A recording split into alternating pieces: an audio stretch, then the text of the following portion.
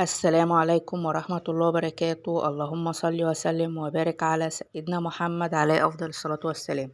اخواتي واصحابي الحلوين، عاملين ايه؟ يا رب كده تكونوا بخير وصحة وسعادة يا رب، وربنا يطمني عليكم وانتوا في أحسن حال. النهاردة طبعا احنا في رجب وداخلين على شعبان وبعدها رمضان، وكل سنة وانتوا طيبين يا رب، ويعود علينا الأيام بالخير واليمن والبركات وانتوا في أحسن حال يا رب. وكل سنة وانتوا طيبين يا حبايبي. ان شاء الله بقى اللي عايز يبدأ يجيب فراخ يبدأ يجيب اليومين دول.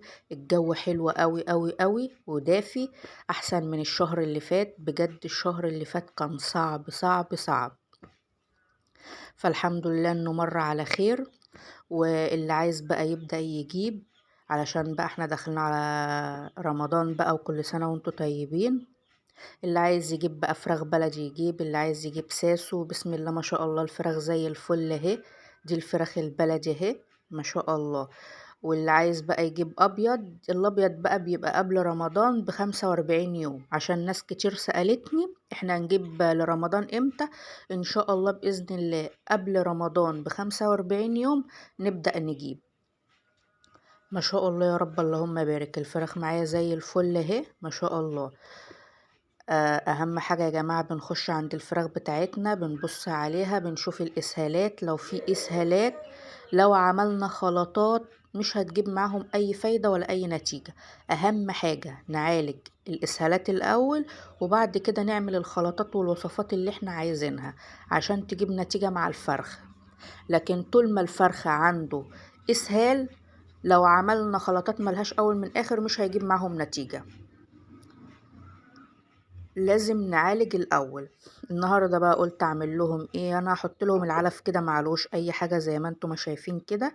ودي نص برتقانه، ده كده برتقان. هعصر لهم البرتقانه دي في الميه. البرتقان جميل قوي، فيتامين سي، اقوى فيتامين سي للطيور بتاعتنا، احسن من الادويه ومن اي حاجه. ده حاجات طبيعيه ومفيش احسن من الطبيعي. هحطه لهم في الميه. لو في برد لا قدر الله، جميل جدا لنزلات البرد. وما شاء الله بيدي كده ريحة حلوة قوي في المية، وبيخلي الفرخ يقوم وياكل ويشرب، وكمان فاتح شهية، وبيزود معايا الوزن. وكمان فيتامين سي، يعني اقوى فيتامين سي لنزلات البرد، مفيش قبل كده ولا بعد كده. انا على طول يعني ايام الشتاء يعني عندي برتقان في اي وقت، مش شرط ان انا صورت مرة ان انا بحطه مرة واحدة وخلاص، لا. عندي برتقان، عندي يوسفي، عندي اي حاجة. لو انا مش عايزة احط الحاجات دي بقوم واخدة القشر وبغليه، وان شاء الله هعمله معاكم في حلقة بعد كده. بغلي القشر بتاع البرتقان واليوسفي وبحطه لهم. ده يا جماعة وقاية من نزلات البرد، جميل جدا لنزلات البرد. بصوا يا جماعة ما شاء الله، البرتقان ده وقشر البرتقان اللي بنرميه في الزبالة ده، يعني بجد بجد يعني فوائده جميلة جدا للطيور بتاعتنا. مش شرط الفراخ البيضة بس، لا، لجميع انواع الطيور. يعني مثلا لو عندنا طيور على السطح فوق، بط، فراخ، فراخ بلدي، فراخ ساسو، احنا بنعمل لهم يا جماعة الحاجات دي كوقاية، وقاية من نزلات البرد والبرد اللي احنا مرينا بيه ده كله، والسقعة والمطر وبصوا كانت أصعب أيام حياتنا الشهر اللي فات، شهر طوبة. فالحمد لله انه مر على خير. فبجد والله لو انتوا عندكم قشر البرتقان وقشر اليوسفي، بجد بجد ده بصوا كنز، محدش يرميه. ان شاء الله حتى لو نشفتوه ودقتوه مع العيش للطيور بتاعتكم، جميل جدا، فيتامين سي ووقاية ليهم.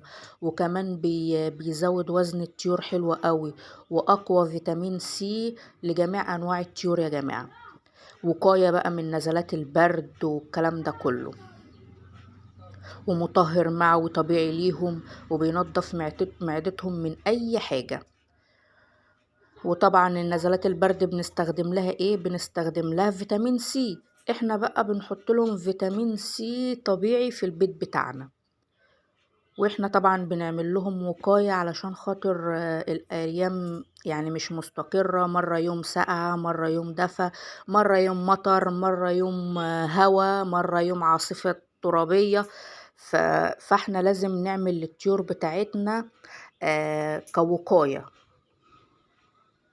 طبعا اليومين دول مفيش اكتر من البرتقان واليوسفي والكلام ده، الحاجات دي كلها يا جماعة مادام احنا عندنا طيور ما نرميهاش، نغلي الحاجات دي ونحط المية بتاعتها للطيور بتاعتنا كوقاية.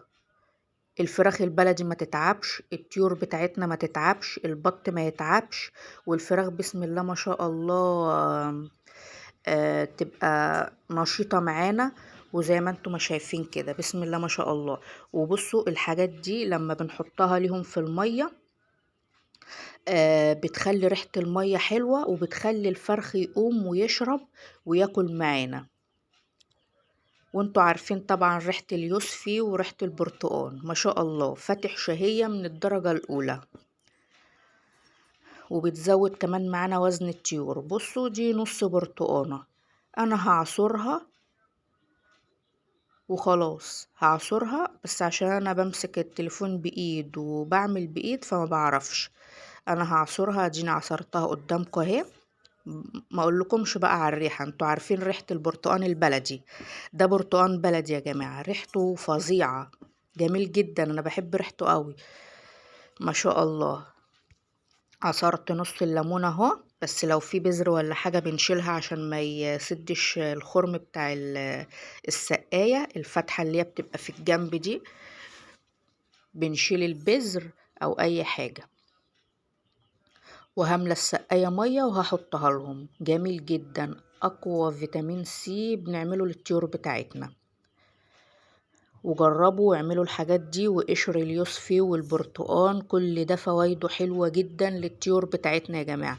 مش شرط الفراخ البيضة بس، لجميع انواع الطيور، فراخ بلدي، فراخ ساسو، بط.